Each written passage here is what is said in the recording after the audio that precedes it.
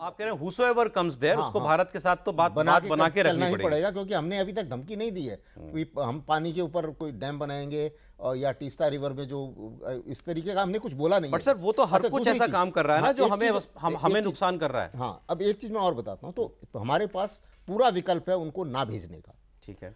तीसरा एक और विकल्प आता है, उसके अंदर है कि अगर आप डोमेस्टिक ट्रायल करें, तो डोमेस्टिक ट्रायल के लिए भी एक ऑप्शन है, लीगल ऑप्शन है, लेकिन डोमेस्टिक ट्रायल हमें सूट नहीं करता। कारण क्या है कि सबसे पहले तो सारे जो एविडेंसेस है वो तो वहाँ हैं। अच्छा, दूसरी चीज़ ये है कि ये जो ट्रायल है ये शैम ट्रायल है, इसको यूनाइटेड नेशन ने भी क्रिटिसाइज़ किया है। क्यों क्रिटिसाइज़ किया है कि देखिए, किसी भी कहीं पे वर्ल्ड में किसी को भी अगर आप मौत की सज़ा देते हैं, उससे पहले आपको फेयर ट्रायल देना पड़ता है, उसको एक ठीक है। अपॉर्चुनिटी होनी चाहिए क्रॉस एग्जामिन करने के लिए। ठीक है। इन एब्सटेंशिया आप ये कभी किसी को दे नहीं सकते, क्योंकि क्रॉस एग्जामिन तो आप कर ही नहीं पाए ना किसी को। तो इस तरीके से ये फेयर ट्रायल नहीं है, ठीक और इस फेयरनेस का, क्योंकि ये क्रॉस एग्जामिनेशन का अपॉर्चुनिटी नहीं मिली, ये सफिशिएंट रीजन है भारत को ना भेजने। चलिए ठीक है, आपने 2-3 बातें क्लियर कर दी हैं। एक तो कि हाँ, हम लीगली भी हमारे पास वो हैं संधि के लूप होल्स जो हम ना दें तो हम पर कोई वो आरोप नहीं लगा सकते। और दूसरा, भारत वेट एंड वॉच की पॉलिसी में है कि देखें वो आगे क्या कहते हैं। हम नई शेख हसीना अगर उनके हैंड ओवर करेंगे तो वो क्या करेंगे, फिर इलेक्शन। अच्छा, ये पहले तो ये सवाल चल रहा है सर, ये मोहम्मद यूनुस जो है वो इलेक्शन कराएगा भी कि नहीं कराएगा?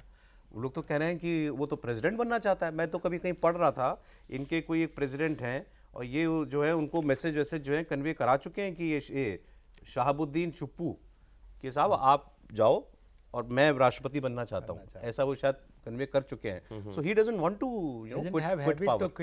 वो ग्रामीण बैंक में भी क्विट करने की हैबिट नहीं थी, इसीलिए शेख हसीना तो वो छोड़ना नहीं चाहता ना, छोड़ना ही मोहम्मद नहीं चाहते है ही बस। या multiple things. Yunus definitely yes, ये नॉर्मल ह्यूमन साइकोलॉजी भी होती है, एक बार पावर के आसपास आ जाओ, आप पावर आसानी से छोड़ना नहीं चाहते, राइट। इलेक्शन शायद होंगी, जो चांसेस दिख रहे हैं फरवरी 26 में समथिंग, क्योंकि देखिए जो बाकी लोग हैं वो भी तो पावर में हिस्सा चाहते हैं ना।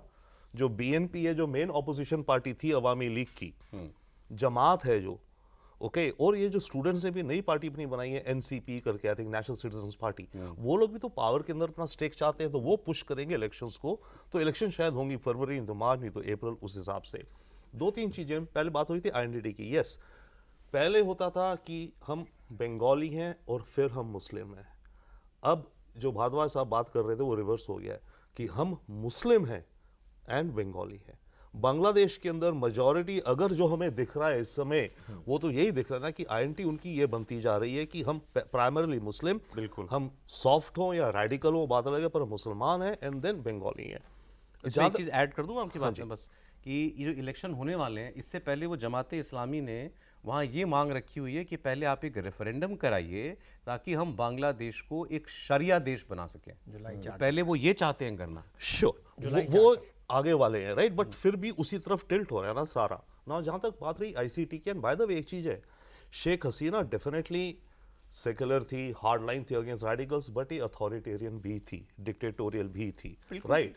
तो इन्होंने काफ़ी, इनके रेजिम ने काफ़ी कदम उठाए हैं, किडनैपिंग्स हुई हैं, किलिंग्स हुई हैं पिछले 15-1 साल में, पर ये बांग्लादेश में साइकिल थी।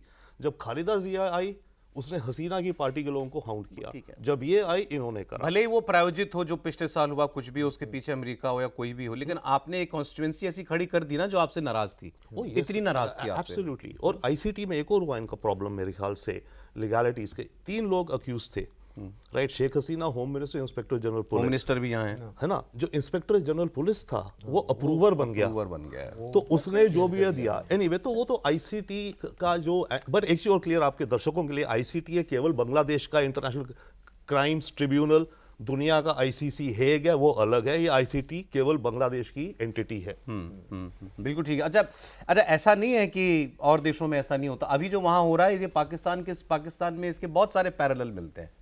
पाकिस्तान अपने एक प्रधानमंत्री को फांसी दे ही चुका है, भुट्टो, जो आपको जुल्फिकार अली भुट्टो को दिया था।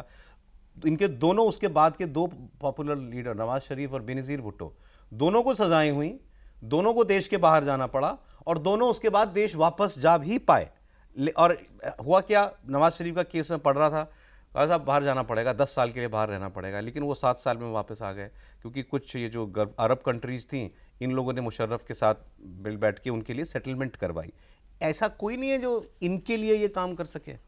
मतलब भाई शेख हसीना वापस अपने सुरक्षित अपने देश वापस जा सके, दुनिया के कोई मुल्क नहीं है, भारत भी उनमें से एक होगा, जो इस तरीके का वहाँ कोई समझौता कराए या मतलब कि भाई आप ठीक है इनको जाने दीजिए, बांग्लादेश में रहने दीजिए। देखिए सौरभ जी, मैं थोड़ा सा उसको दूसरे, किसी की ज़रूरत नहीं है बांग्लादेश में। ये बंगाली वापस से रिवोल्ट करेंगे, अनफिनिश्ड रिवोल्यूशन है, ये दोबारा से रिवोल्ट करेंगे। आज भी आपको कई सर्वे हो चुके हैं, आज भी अवामी लीग की पॉपुलैरिटी बांग्लादेश में 30% से ऊपर है। इलेक्शंस हुए, आप 2008 लोग का तो इलेक्शन 40% देखो, कहते हैं। 2001 का इलेक्शन देख लो, 96 का जो जीतने वाली पार्टी है उसको 37-38% वोट प्रोफेसर मिलते हैं। इमरान खान से पॉपुलर कौन है पाकिस्तान में? वो जेल में पढ़ाई, लेकिन वो जेल में ही पढ़ाई हुआ है ना। बिल्कुल पड़ा हुआ।